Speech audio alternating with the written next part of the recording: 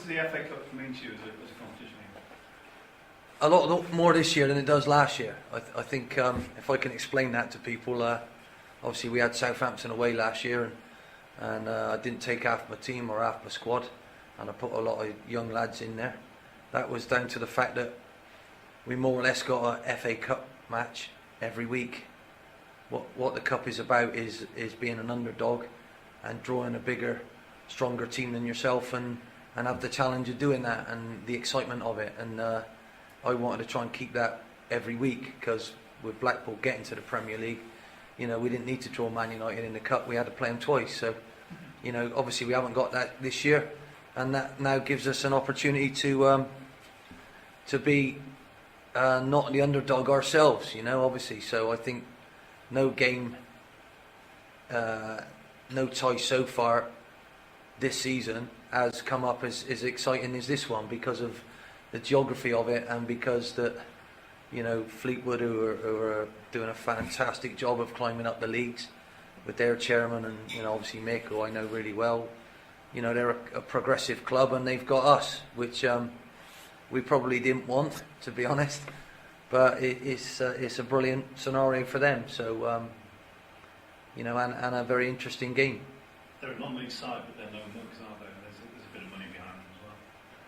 Yeah, it's all right saying there's a bit of money behind them, but the fact is you've got to select players, you've got to coach them, you've got to get into their heads, you've got to make them play as well as Mick's doing. So full credit to him, his players, and his chairman. They're obviously getting things right and making some good decisions. And last week sums it up, doesn't it? They go down to 10 men and still score 3 goals. So obviously it's they're in a fantastic run, probably the best run of their lives, and I hope it continues, but obviously not this Saturday for them. You said it means more to you this season than last season as a competition, so how seriously are you going to take it? Are you going to play as full strength a side as it's possible to play? Well, I think that's a bit of a silly question. I mean, I've never put a team out that I think's going to lose. Even last season I didn't want to lose. We went to Southampton, and unfortunately they beat us 2-0, and whatever a full strength team is down to me, isn't it? The great thing is, if you read my chairman's comments, he doesn't care what I do. There's a bit of trust between him and me. He understands about what I think and how people can play, and what I need to do. I'm going to try and pick a team that I think can beat Fleetwood. If I'm wrong on that, well done to them, because they must have played above their normal level, which is 4 lower than us. So anything can happen in football, but I'm going to try and play a team that I think will win. It's been a while since you put out a team who've gone in as giants, because certainly last season in the Premier League you were considered probably the underdogs for a lot of the games. So how different an experience is it going to be going in as the team expected to win? Yeah, I don't know if that suits us very well. If you look at our in my time, our results against teams so-called that we're supposed to beat, and we haven't done very well. I think we are the serial underdog, and we can raise our game and muster our game to up against the best. And I want to be able to eventually be one day expected to win every game with Blackpool. I want us to be that good, and us that revered that is a new thing for us. But we're nowhere near that yet, to be honest. And it'll be great to see my lads' reaction to Fleetwood's fans, the fanaticism of their fans, and obviously what a big day it is for them. Obviously I think the clubs have only met once before, so this will be the second time, and I'll be very proud to take my team there and go up against Mick's team.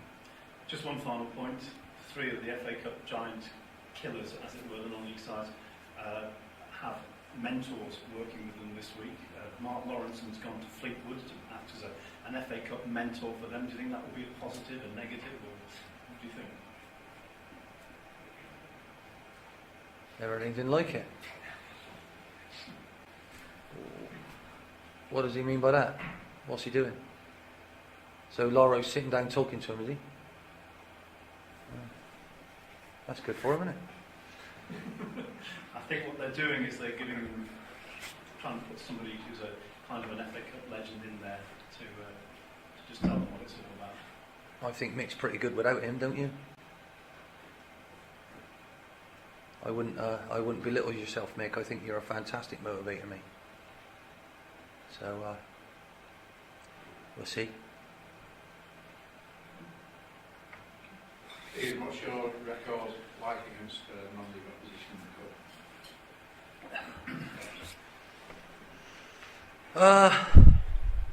Lost to Vauxhall Motors, Matt, when I was at QPR. Thanks for reminding me of that. That wasn't very pleasant. I had a taxi driver come in and talk to me for an hour and a half telling me who I should play, and I pointed out they were all injured and suspended, which is, yeah, it's just very, the FA Cup is fantastic, Matt, because, you know, unlike the leagues and maybe the big league, shocks can happen, upsets can happen, and probably, funny enough, this Christmas period in the Premier League, there's been more shock results probably than ever, and I find it a little bit tedious, a little bit boring, because leagues shouldn't be like that, should they? You know, and I think with the emergence of Tottenham and people like that, then hopefully it'll get better. But the FA Cup is all about rising to the occasion, the enthusiasm of it, and the chance to actually go up against the best. And, you know, if you do it as drolly as my chairman did in his notes, he's probably 200% accurate. You know, none of us will win the FA Cup. You know, I'd rather start and think that, you know, we might get there. We might, and the best I've ever done is at Plymouth. We got to the quarterfinals and we lost at home 1-0 to Watford, which I have to say, if you ask me how that felt, it's probably one of the worst feelings of my life, because the hope and the optimism of trying to get to the semi-final. I asked our lads today, and Kevin Phillips has got to the semi-final and he lost. So in recent years, Championship sides have got there. Cardiff got there, didn't they? So you know, who's to say? Maybe the dream can still be alive, and I think Stoke City did it once, didn't they, when they actually won it, which I can remember that. So, you know, it is a very, very special competition that is not as big as some of the other competitions, and is not as heftily rewarded as, i.e., the Premier League. And you know, I think that's a shame. Personally, I spoke to my wife about it yesterday. I would like us nobody to be seeded. The true essence of the word, the FA Cup. Then anybody could draw Man United, couldn't they? Wouldn't that be marvellous?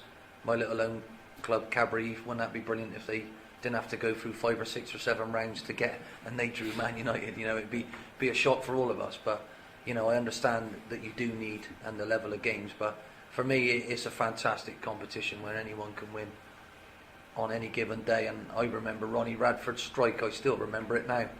It made me want to be a player. I went, look at that, Dad, and you know, and it rocketed in the top corner.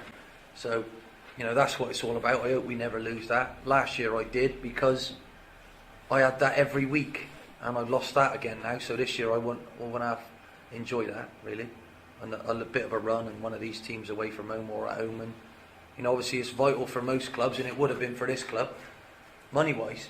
You know, so obviously if that helps me build a bigger, stronger squad.